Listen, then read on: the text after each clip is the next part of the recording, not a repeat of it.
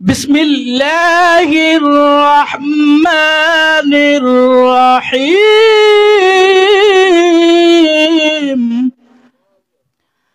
ইয়াসিন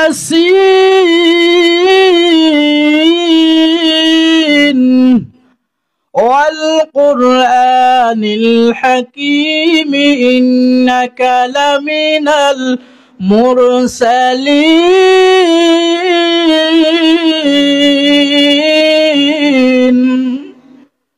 যখন এইভাবে সূরা ইয়াসিন তিলাওয়াত শুরু করছে, 1 মিনিট নয়, 2 মিনিট নয়, আধা ঘন্টা হয়ে গেছে, কিন্তু এর পরেও কোনো নর্তকী হয় না যে হুজুর সিগন্যাল দেয় না, বাধা দেয় না যে হুজুর আপনার তিলাওয়াত সংক্ষিপ্ত করুন, আপনার তিলাওয়াত তো লম্বা হয়ে গেছে, আমরা গান গাই কোন সময়, আপনি তো সব সময় নষ্ট করতেছেন, নামেন মেয়ে নামেন।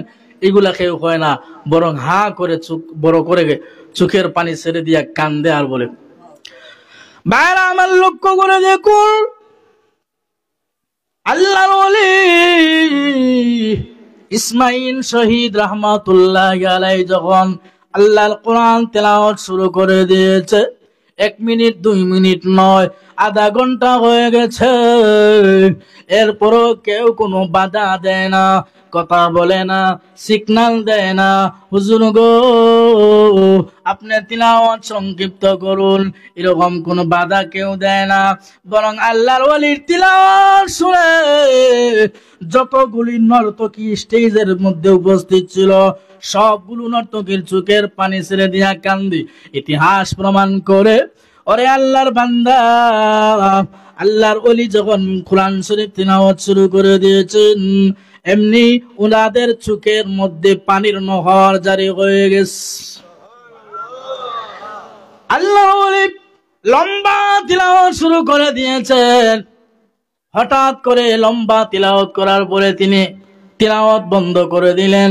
যেই মাত্র তিলাওয়াত বন্ধ করে দিয়েছে, এমনি সমস্ত নর্তকীগুলো আল্লাহর ওলির দরবারে গিয়া আল্লাহর ওলির সামনে গিয়া দাঁড়ায়া কান্দে আর বলে, হুজুর কেন গো আপনি তিলাওয়াত বন্ধ করে দিলেন? সুবহানাল্লাহ। হুজুর গো আজকে আপনার কোরআন তেলাওয়াত শুনে আপনি আমাদের সামনে কোরআন শুনাইলেন, আমাদের মন জয় করে নিলেন। হুজুর আল্লাহর কসম করে বলি গো, এত সুন্দর কণ্ঠে, এত মনোমুগ্ধকর কণ্ঠে জিন্দেগিতে কোনোদিন আমরা কোরআন তেলাওয়াত শুনি না। হুজুর আমরা বুঝতে পারি না,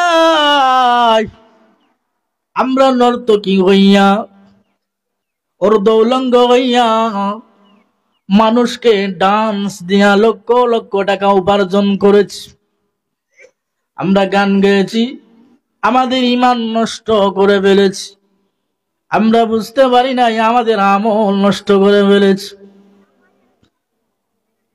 নর্তকীরা কয়, হুজুর আপনি তিলাওয়াত খানে বন্ধ করলা, আরো খানে তিলাওয়াত করলেন না। কারণ আল্লাহর কোরআনের তিলাওয়াতের মজা আছে না নাই? আল্লাহর ওলি বলেন, আরে মহিলারা আমি কেন তিলাওয়াত বন্ধ করে দিলাম জানোনি? আমি যখন আল্লাহর কোরআন তিলাওয়াত করতে শুরু করেছি, হঠাৎ করে শুনি মসজিদের মিনার থেকে মুয়াজ্জিনের কণ্ঠে আজানের ধ্বনি আমার কানে আসছে।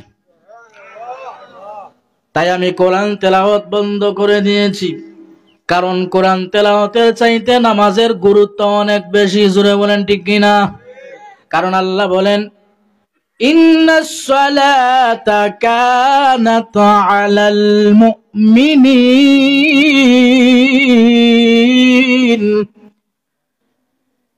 ইন্নাস সালাতা কানাত আলাল মুমিনিনা কিতাবাম মাওকুতা। আল্লাহ বলেন, নিশ্চয় যথা সময়ে নামাজ আদায় করা মুমিনের জন্য ওয়াজিব। জোরে বলেন ঠিক কিনা? এজন্য জোহরের নামাজ আসরের টাইমে পড়লে হবে না, আসরের নামাজ মাগরিবের টাইমে পড়লে হবে না, সময় মতো নামাজ আদায় করতে হবে। জোরে কোন ঠিক কিনা? আরে মহিলারা, আল্লাহর কোরআন তেলাওয়াত যখন আমি শুরু করে দিয়েছি, হঠাৎ করে মুয়াজ্জিনের কণ্ঠে আযান আমি শুনতে পেয়েছি, তাই আমি কোরআন তেলাওয়াত বন্ধ করে দিয়েছি। এমনি সমস্ত নর্তকীগুলো একটাও বাদ যায় নাই, সবাই চোখের পানি ছেড়ে দিয়া কান্দে আর বলে, হুজুর, হুজুর গো, এত সুন্দর কণ্ঠে আমরা কোনোদিন কোরআন তেলাওয়াত শুনে নাই, আজকে আমাদের সামনে আপনি কোরআন শুনাইলেন, মনে হলো যেন আমরা আবার নতুন করে ঈমান ফিরে পেয়েছি। হুজুর, আল্লাহর কসম করে বলি, এই মুহূর্তে আমাদেরকে তওবা করায়া দেন, আমরা তওবা করলাম, আর জিন্দেগিতে কোনোদিন আমরা আর গান গাইতে যাব না। তাইলে কোরআনের তিলাওয়াত শুনলে ঈমান কমে না বাড়ে? বাড়ে। আরেকটা দৃষ্টান্ত দিয়ে শুনেন। এক বাদশা শাহী মহলের ভিতরে কিছু নর্তকী ঢুকাইস, আর মদের বোতল নিয়ে একটু আমোদ প্রমোদ করব। আমরা দেশে দেখুন জানো কিছু মানুষ আছে যারা টাকা পয়সা বেশি, এরা নাইট ক্লাবও গিয়া সময় দেয়, আছে না নাই? আমি চিন্তা করি যে বড় লোকের টাকা এত টাকা যায় কই, তখন গবেষণা করে বার করলাম যে ক্লাবও যায়, ক্লাবও। ইয়া আল্লাহ, ঘুমাই গেছেন নাকি আপনারা? আল্লাহ জান, বুঝেন নাই? নাইট ক্লাবে গিয়া তামসা করে, অহেতুক কাজে টাকা পয়সা খরচ করে, অথচ মাদ্রাসার টাকা দিতে চায় না, মসজিদে টাকা দিতে চায় না। মাদ্রাসার কালেকশনের জন্য গেলে, ভাই দেন না, আমাদের মাদ্রাসার ওয়াস্তো আগামী কালকে বা আগামী মাসে একটু সহযোগিতা করেন, সহযোগিতা করে শরীর থাকেন। যাও মিয়া, আইসো মাদ্রাসার টাকা নেওয়া যা। কিন্তু যদি গানের লাগে কেউ যায়, মেম্বার সাহেব বলেছি আমরা এই গ্রামে তো আমরা একটা যাত্রা গানের ব্যবস্থা করছি, তো আপনারা তো আমরা সভাপতির চেয়ারে বসাইতাম চাই, তো যদি আপনি কিছু মামলেট দিতেন তাইলে ভালো হইতো। এমনি কয় বেটা কত দিতাম, নাউজুবিল্লাহ হইবেন না, কত হইতো। আর মাদ্রাসার লাগি মসজিদে লেগে গেলে কয় না, আমি অভাবে আছি। এরকম আছে না নাই? তো বাদশা শাহী মহলের ভিতরে যখন মদের বোতল নিয়ে একটু আমোদ প্রমোদ করব, এমনি দেখে যে ঘরের ভেন্টিলেটরের ফাঁক দিয়া বাহির থেকে গুন গুন সুরে একটা মধুর আওয়াজ শোনা যায়। এমনি তার গুপ্তচর একজনটা পাঠাই যায়, বেটা যা দেখছাই বাহিরে গিয়া কোন জায়গায় আওয়াজটা আসে, কোন জায়গা থেকে আসে। তখন গুপ্তচর গিয়া দেখে যে ওনার মহল্লার এক মসজিদের বারান্দায় এক যুবক দাঁড়াইয়া আল্লাহর কোরআন তেলাওয়াত করতেছে। সুবহানাল্লাহ। এমনি খবর দিছে যে তারে আমার সামনে আন। বাদশার সামনে আনার পরে বাদশা জিজ্ঞাসা যে তুমি কি পাঠ করতেছিলে? আমি তো আল্লাহর কোরআন পাঠ করতেছিলাম, আল্লাহর কোরআন পড়তেছিলাম। তাইলে একটু পড়ো তো দেখি। এমনি যুবকটা কোরআনের 2টা আয়াত বাদশাকে শোনায় দিল। কোন 2টা আয়াত? ইন্নাল আবরার লাফি নাঈম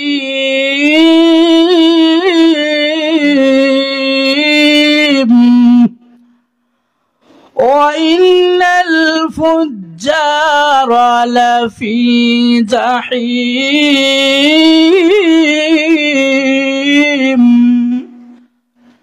জোরে কইনা আল্লাহু আকবার। একটা জবানও বন্ধ রাখবেন না, সবাই জোরে বলেন আল্লাহু আকবার। যুবকটা যখন আল্লাহর কোরআন থেকে ওই 2টা আয়াত তিলাওয়াত করে শোনায়া দিয়েছে, এমনি ইতিহাস প্রমাণ করে বাদশার চোখ দিয়া অটোমেটিক পানি বের হইতে শুরু হয়ে গেছে। বাদশা কোরআনের আয়াত শুনে আর ফুবায়া ফুবায়া কান্দে, কারণ আল্লাহ রাব্বুল আলামিন বলছেন ইন্নাল আবরারা লাফি নাঈম। নেককার যারা, আল্লাহওয়ালা যারা, তারা জান্নাতের ভিতরে বসবাস করবে। জোরে বলেন ঠিক কিনা? ওয়াইল্লাল ফুজ্জার লাফি জাহিম, আর ফুজ্জার যারা ফাসিক, যারা আল্লাহর বিধান মানে না, আল্লাহর বিধানের সঙ্গে যারা আল্লাহর দৃষ্টতা দেখায়, আল্লাহর বিধান মানতে চায় না, আল্লাহর হুকুম মানতে চায় না, তাদের ঠিকানা হলো জাহিম অর্থাৎ জাহান্নামের আগুন। ওই যুবক যখন আল্লাহর কোরআন থেকে ওই দুইটা আয়াত যখন তিলাওয়াত করে শোনায়া দিয়েছে, এমনি বাদশা চোখের পানি ছেড়ে দিয়া কান্দে আর বলে, কে কোথায় চলে, জলদি করে আমার ঘর থেকে নর্তকী গুলো বের করে দাও, আর মদের বোতল গুলো সরাইয়া দাও। আমি আর মদ পান করব না, আমি আর নর্তক নিয়ে মজা করব না। আমি বুঝতে পারি নাই, এখন বুঝতে পেরেছি আমি অনেক বড় অপরাধ করেছি। এইভাবে বাদশা নিজে গুনাহের প্রতি অনুতপ্ত হইয়া চোখের পানি ছেড়ে দিয়া কান্দি। ভাইরা আমার, ইতিহাস প্রমাণ করে কোরআন শরীফের ওই দুইটা আয়াত শুনে ওই বাদশার গোটা জিন্দেগির জন্য সে আল্লাহওয়ালা হয়ে গেছে, তার জীবন পরিবর্তন হয়ে গেছে। এজন্য আল্লাহ বলেন যে কোরআনের আয়াত শুনলে ঈমান কমে না বাড়ে। وَإِذَا تُلِيَتْ عَلَيْهِمْ آيَاتُهُ زَادَتْهُمْ إِيمَانًا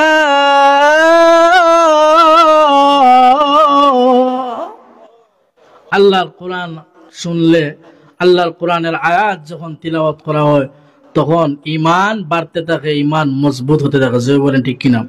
এখন আসেন, এই যে কোরআন আল্লাহ আমাদেরকে দিলেন, কোরআন যে মহাবিশ্বে আল্লাহ পাক নাজিল করলেন, কেন নাজিল করলেন? এই কোরআনের কিছু হক আছে। জোরে বলেন ঠিক কিনা? আমার তিলাওয়াতকৃত আয়াত আল্লাহ বলেন, আল্লাযীনা আতাইনাহুমুল কিতাবা ইয়াতলুনাহু হাক্কা তিলাওয়াতি। এই কোরআনের হক, কিছু হক আমাদের উপরে আছে। শুধু কোরআন আলমারির ভিতরে রাখলেই হবে না, শোকেসের ভিতরে রাখলেই হবে না। আমাদের সমাজে দেখবেন কিছু কিছু ঘরে এমনও ঘর আছে যে 5 বছর 10 বছর হয়ে গেছে, কিন্তু কোরআন শরীফটা আলমারির ভিতর থেকে বের করে একদিনও চৌকে দেখে নাই। এরকম আছে না নাই? শুধু নামকে ওয়াস্তে কোরআন শরীফ আপনার আলমারির ভিতরে তালা মাইরা রাখে, কিন্তু পড়ার কোনো গুরুত্ব তার নাই, পড়তে চায় না, সপ্তাহে একদিনও পড়তে চায় না। এরকম আছে না নাই? ভাইরা আমার, কোরআনের হক আমাদের উপরে আছে। 1 নম্বর হক হলো কোরআন আমাদেরকে বিশুদ্ধভাবে, শুদ্ধতার সাথে বিশুদ্ধভাবে কোরআন তিলাওয়াত করতে হবে। বুঝলে বলেন ঠিক কিনা? কোরআনের হক যারা আদায় করবে, কাল কিয়ামতের ময়দানে এই কোরআন তারার লাগে সুপারিশ করে জান্নাতে নিবে। সুবহানাল্লাহ। কিয়ামতের ময়দানে আল্লাহ পাক যখন লাইনে দাঁড় করাবেন, প্রথমে জিজ্ঞাসা করবেন লৌহে মাহফুজকে যে আমার কোরআন কই রাখছ? বাল হুয়া কুরআনুম মাজিদ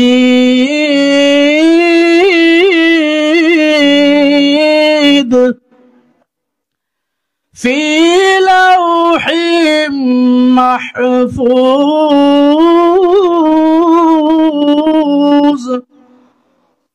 লৌহে মাহফুজকে আল্লাহ জিজ্ঞাসা করবেন, লৌহে মাহফুজ আমার কোরআন কই? তখন লৌহে মাহফুজ বলবে আল্লাহ জিবরাইল নিয়ে গেছে, জিবরাইল আলাইহিস সালাম নিয়ে গেছে। নাযালা বিহির রূহুল আমিন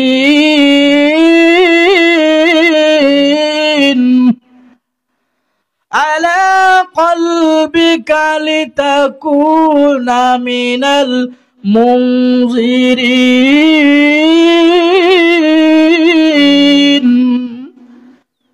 জিবরাইল কোরআন কই রাখছো? জিবরাইল বলে আল্লাহ আলা কলবিকা, আয় কলবে মুহাম্মদ সাল্লাল্লাহু আলাইহি সাল্লাম, বিশ্ব নবীর সিনার মধ্যে আমি এই কোরআন আমানত রেখেছি। সুবহানাল্লাহ। কিয়ামতের ময়দানে বিশ্ব নবীকে জিজ্ঞাসা করা হবে, নবী গো কোরআনের কি হক আদায় করছেন? কোরআনের আমানতদারি সম্পর্কে আমাকে জবাব দেন, কোরআন কই রাখছেন?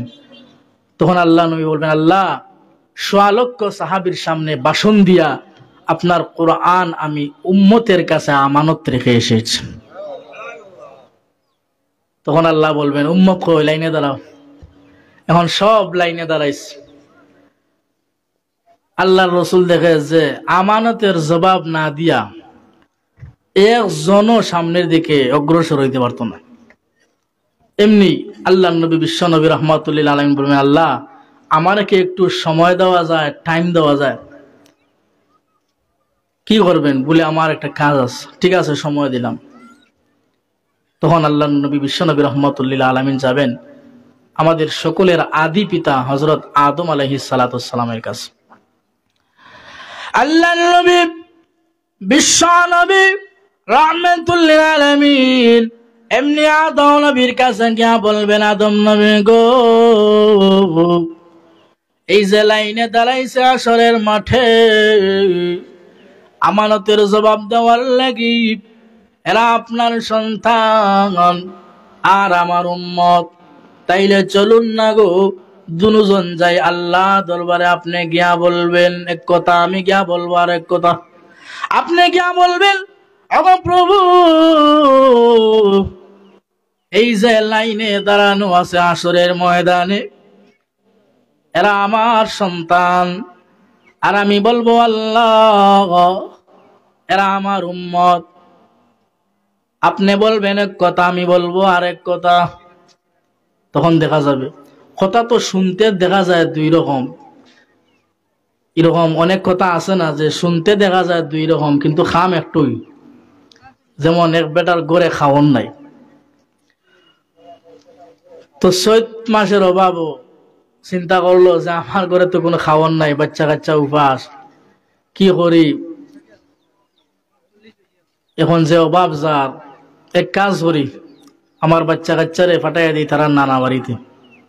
এখন কেমনে ফাটায়? হেরাও তো ওই অভাবই আছে, এই অভাবের মধ্যে আছে, কেমনে ফাটাই? তখন সে চিন্তা করলো যে যদি একটু রাগ গুসা আমি করি তাইলে মনে হয় আমার কাজটা সফল হইব। কিতা করছে, এমনি হাতের মধ্যে একটা লাঠি নিয়ে ঘরের ভিতরে আপনার উন্দালের মধ্যে যে সমস্ত ডেক বাসন আছে, হান্ডি বাতিল আছে, এগুলা বাড়িয়া বাঙ্গিয়া গোসা করিয়া তার বউর কাছে গিয়া কয়, এই তুই যা তোর বাপর বাড়ির। বাচ্চারার কাছে গিয়া কয়, এই বাচ্চারা তোরা যা তোরা নানা বাড়ির, আর আমি যাই আমার শ্বশুর বাড়ির। শুনতে তো দেখা যায় কথা তিনটা আছে, বলেন ঠিক না? বাপর বাড়ির যা, নানার বাড়ির যা, শ্বশুর বাড়ির যাই, কিন্তু গুড়াইয়া খাম তো একটুই। আপনি হলেন প্রথম নবী আর আমি হলাম শেষ নবী। আপনি আল্লাহর দরবারে গিয়া বলবেন, আল্লাহ গো, আপনি আমার সন্তানদেরকে মাফ দিন। তাইলে দেখা যাবে আপনার সন্তান মাফ পাইলে আমার উম্মতই মাফ পাইব। আর আমি যদি বলি, আল্লাহ আমার উম্মতকে মাফ দাও, তাহলে দেখা যাবে আমার উম্মত মাফ পাইলে আপনার সন্তানই মাফ পাইব। জোরে বলেন ঠিক কিনা? অসুবিধা নাই, চলুন না গো, দুজন যায়। আপনি হলেন প্রথম নবী আর আমি হলাম শেষ নবী। প্রথম এবং শেষ নবী যদি আল্লাহর দরবারে দরখাস্ত করে, তাহলে বোঝা যাবে গোটা জামাতের ভিতরে শামিল আছে। জোরে বলেন ঠিক কিনা? আদম নবী বলেন, আমি পারবো না, নাফসি নাফসি, আপনি যান। আদম নবী কি বলবে? আদম আলাইহিস সালাম বলবেন, আমি পারতাম না, আপনি যাই। আল্লাহ নবী বিশ্ব নবী রাহমাতুল লিল আলামিন তখন বলবে, আল্লাহ বাবা হইয়া সন্তানের দায়িত্ব ছেড়ে দিছে, কিন্তু আমি নবী হইয়া উম্মতের দায়িত্ব তো ছেড়ে দিতে পারি না। ওগো আল্লাহ, এই যে আসরের ময়দানে লাইনে দাঁড়ানো আছে, এমন লোক আছে যারা আপনার কোরআনের আমানত আদায় করার জন্য নিজের জীবন পর্যন্ত উৎসর্গ করেছে, অনেক পরিশ্রম করেছে। এমন লোক আছে নিহান গ্রামে তার বাড়ি, মদিনা অনেক দূরে, আপনাকেও দেখে নাই, আমি রসুলকেও দেখে নাই, কিন্তু আলেম উলামার কথা শুনিয়া কোরআনকে আঁকড়ায়া ধরছে। কোরআন হাদিস অনুযায়ী নিজের জীবন পরিচালনা করেছে, নিজের জিন্দগিটারে পরিচালনা করেছে, কোরআনের হক আদায় করেছে, কোরআন তেলাওয়াত করেছে। আল্লাহ গো, এই সমস্ত লোকগুলোকে রেখে আমি নবী কেমনে জান্নাতে যাই? তখন আল্লাহ রাব্বুল আলামিন বলবেন, বন্ধু আমার, আপনি আর কাঁদতে হবে না, আপনার মাথা উঠান। দুনিয়াতে আমি আল্লাহ আপনাকে কম কাঁদাই নাই, আসলের ময়দানে আমি আল্লাহ আপনাকে আর কাঁদাইতে চাই না। বন্ধু আমার, মেহেরবানি করে আপনি আপনার মাথাটা উঠান। এই মুহূর্তে আমি আল্লাহ আমার কোরআনের উপরে দায়িত্ব ছেড়ে দিছি। কোরআন যাকে বলবে, যে আমানতদারি আদায় করেছে, তাকে মাফ করে দেওয়া হবে। কোরআনকে তখন বলা হবে, এই কোরআন দেশাই লাইনে খেকে দাঁড়ানো আছে। তখন কোরআন শরীফে গিয়া সগির আলী, দবির আলী, সেরাগ আলী, নসির আলী এরারে দরিয়া দিরান, বাল্লা এরা আমার কিছু হক আদায় করছে, কিছু তিলাওয়াত করছে। আল্লাহ দেখে, না হবে না তো। কেন? বলে একজনের নামে তো ৯৯টা কেস। কয়টা কেস? ৯৯টা কেসের আসামি, না হবে না। তখন কোরআন শরীফ জেরা করে বলবে দুই কথার এক কথা, হয়তো আল্লাহ তুমি তারারে মাফ দাও, আর না হয় আমারে অস্বীকার করো যে আমি তোমার কালাম নাই। এমনি আল্লাহ বলবেন, কি হোস, নিজের কথা কি নিজে অস্বীকার করা যায়? যদি অস্বীকার করা যায় না, তাইলে আমারে দরাই আনাইছো, দই দিয়া যখন এরারে আনছি, জান্নাতে না বোঝানো পর্যন্ত আমি ছাড়তাম না। সুবহান। এমনি আল্লাহ বলবেন, হে কোরআন যা, তোর দরখাস্ত মঞ্জুর, তাদের গুনাহগুলো আমি আল্লাহ মাফ করে দিলাম। তাহলে কোরআন তিলাওয়াত করার দরকার আছে না নাই? কোরআনের হক আদায় করার দরকার আছে না নাই? কোরআন শরীফ আজকে দেখেন আমাদের সমাজে কোরআন শিক্ষার গুরুত্ব মানুষের নাই। নিজে তো কোরআন শিখে নাই, শিখতেও চায় না, এমনকি নিজের বাচ্চাদেরকেও কোরআন শিখাইতে চায় না।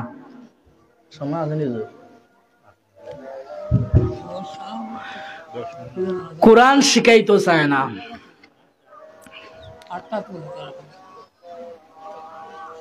নিজের বাচ্চাদেরকে আপনার বিভিন্ন ধরনের কেজি স্কুল আছে না, 1 কেজি 2 কেজি 3 কেজি এরকম বার হয়েছে না কিছু কেজি স্কুল, এরকম স্কুলও নিয়ে ভর্তি করে, অথচ নিজের বাড়ির কাছে মাদ্রাসা দিতে চায় না, নিজের বাড়ির কাছে আপনার মসজিদে মক্তব্য দিতে চায় না। এরকম আছে না নাই?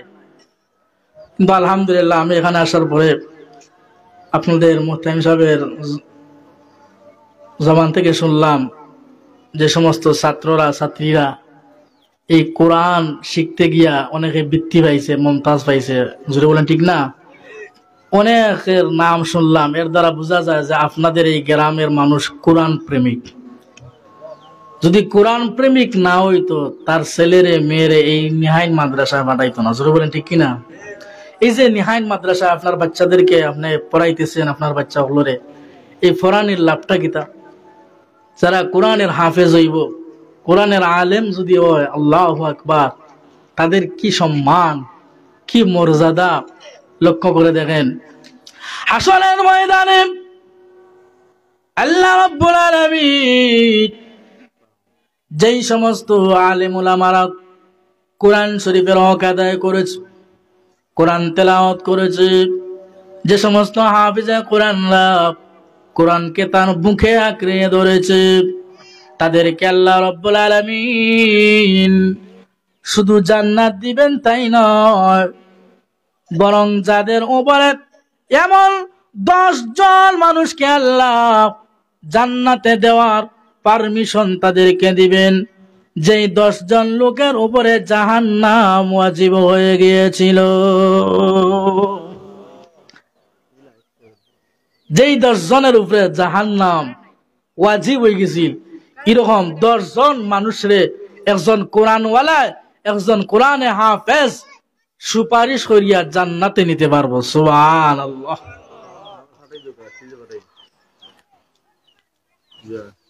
আল্লাহর এক কুতুব ছিলেন, আমাদের সিলেটের আধ্যাত্মিক রাহবার নূরউদ্দিন আহমদ গহরপুরি রহমতুল্লাহ আলাইহি, নাম শুনছেন নি আপনারা? গহরপুরি হুজুরের নাম শুনছেন? তো গহরপুরি হুজুর আল্লাহর বড় কুতুব ছিলেন, বুজুর্গ ছিলেন। এই যে 1 নম্বরে তার আব্বা, 2 নম্বরে তার মা, 3 নম্বরে তার দাদা, 4 নম্বরে তার দাদি, এরপরে নানা নানি, এরপরে শ্বশুর শাশুড়ি। সুবহানাল্লাহ কইয়েন না? 10 জনের মধ্যে মা বাবা আছে না নাই?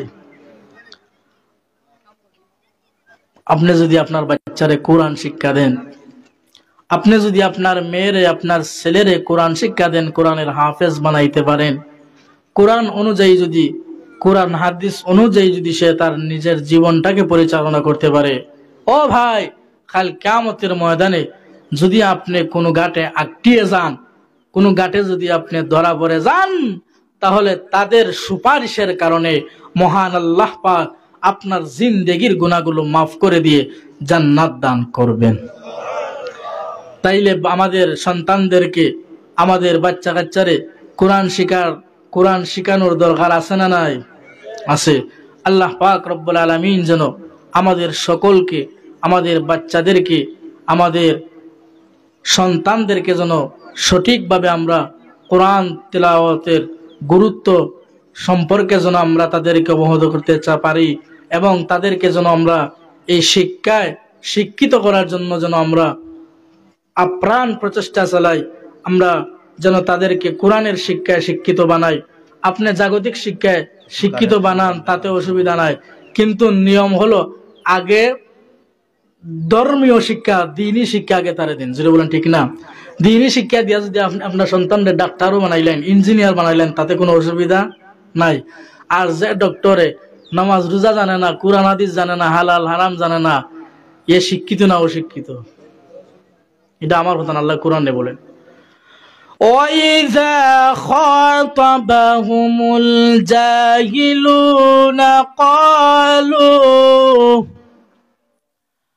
قَالُوا سَلَامًا।